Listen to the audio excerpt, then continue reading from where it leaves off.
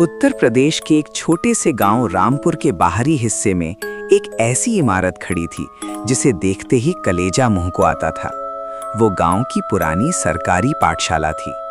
कहने को तो वो ज्ञान का मंदिर था, लेकिन गांव का बच्चा बच्चा जानता था कि ढलते सूरज के बाद उस मंदिर की चौखट लांघना अपनी मौत को दावत देना है। करीब 900 शब्दों की ये दास्तां उस खौफ की है जिसे मैंने अपनी आंखों से जिया है। वो पाठशाला चारों तरफ से घने जंगलों और विशालकाय बरगद के पेड़ों से घिरी हुई थी। स्कूल की छत खपरेल की थी जो जगह जगह से टूट चुकी थी।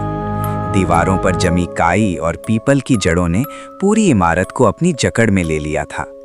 गांव के लोग बताते थे कि सन 1950 के दशक में एक रात भारी बारिश के दौरान स्कूल की छत गिर गई थी।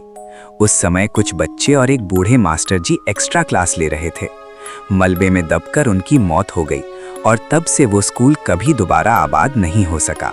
बात गर्मियों की छुट्टियों की है। हम 5 दोस्त, मैं, राजू, चंदर, मुन्ना और छोटू नीम के पेड़ के नीचे बैठकर कंचे खेल रहे थे। बातों बातों में पुराने स्कूल का जिक्र छिड़ गया। मुन्ना, जो खुद को बहुत बहादुर समझता था, बोला, सब बकवास है, भूत वूत कुछ नहीं होते। चंदर ने उसे उकसाया, अगर दम है तो उस स्कूल के हॉल नंबर 2 में जाकर दिखा। वहाँ आज भी मास्टर जी की मेज रखी है, उस मेज से एक किताब उठाकर ले आओ तो माने। लड़कों की ईगो बड़ी चीज होती है। मुन्ना तो पीछे हट गया, लेकिन ना जाने कैसे मैंने कह दिया, मैं जाऊंगा। मुझे लगा कि दिन के उजाले में क्या डरना। सूरज सिर पर था और गांव की गलियां शांत थीं। लेकिन जैसे जैसे मैं उस काली इमारत के करीब पहुंचा, मेरी धड़कनें तेज होने लगी।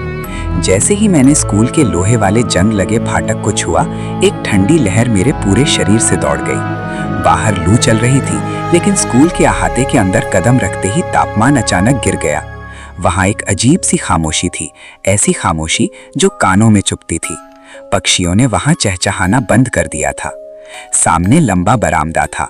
लकड़ी के पुराने दरवाजे अपनी कब्जों से लटके हुए थे। मैं धीरे धीरे आगे बढ़ा।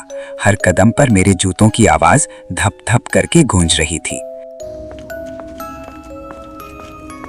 मैंने हॉल नंबर 2 की ओर रुख किया। कमरे के अंदर का दृश्य देखकर मेरा गला सूख गया।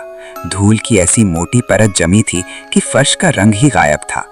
कमरे के बीचों बीच एक पुरानी लकड़ी की मेज और एक कुर्सी रखी थी। वो मास्टर जी की मेज थी। मेज पर एक पुरानी हाजिरी रजिस्टर रखी थी, जिसके पन्ने फटे हुए थे और हवा के बिना भी धीरे धीरे हिल रहे थे। मैंने हिम्मत जुटाकर मेज की ओर हाथ बढ़ाया। जैसे ही मैंने उस धूल भरी मेज को छुआ, मुझे लगा जैसे किसी ने कमरे का दरवाजा बाहर से बंद कर दिया हो। मैं झटके से पीछे मुड़ा, लेकिन दरवाजा खुला था। फिर अचानक पीछे वाले ब्लैक बोर्ड पर चौक के चलने की किर्र किर्र आवाज आने लगी। मैं जम गया। मेरी हिम्मत नहीं हो रही थी कि मैं पीछे मुड़कर देखूं, लेकिन एक अज्ञात डर ने मुझे मजबूर किया। मैंने देखा कि ब्लैक बोर्ड पर अपने आप चौक से अक्षर उभर रहे थे। वहां लिखा जा रहा था, आज तुम देर से आए हो। मेरी चीख निकलने ही वाली थी कि तभी मुझे कमरे के कोने से एक धीमी सिसकी सुनाई दी।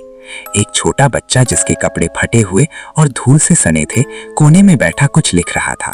उसका चेहरा साफ नहीं दिख रहा था। मैंने कांपती आवाज में पूछा, कौन हो तुम? उसने सर उठाया। उसकी आंखें नहीं थीं, बस 2 खाली काले गड्ढे थे। उसने अपनी पतली उंगली से ब्लैकबोर्ड की ओर इशारा किया। अब वहां लिखा था, बैठो, सबक याद करो। तभी बरामदे में लटका वो पुराना पीतल का घंटा अपने आप जोर जोर से बजने लगा।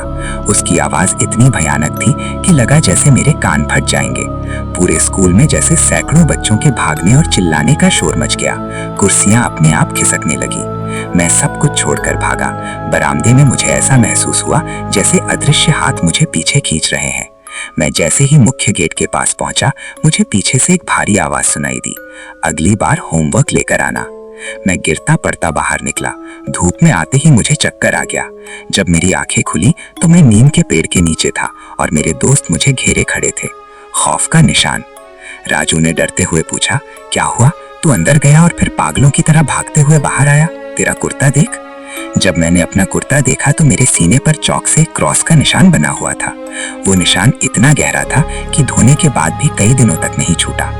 उस दिन के बाद मुझे 3 दिन तक तेज बुखार रहा। मैं सोते हुए भी पहाड़े पड़ने लगता था। आज वो स्कूल पूरी तरह गिर चुका है। सरकार ने वहां नई इमारत बनाने की कोशिश की, लेकिन कहा जाता है कि नींव खोदते समय वहां से पुरानी स्लेटें और बच्चों के जले हुए बस्ते निकले, जिसके बाद मजदूरों ने काम करने से मना कर दिया। वो पुरानी पाठशाला आज भी रामपुर के उस कोने में खड़ी है, वक्त की मार झेलती हुई। लोग कहते हैं कि वो स्कूल अब उन रूहों की जागीर है जो शायद आज भी अपनी अधूरी शिक्षा पूरी करने का इंतजार कर रही हैं।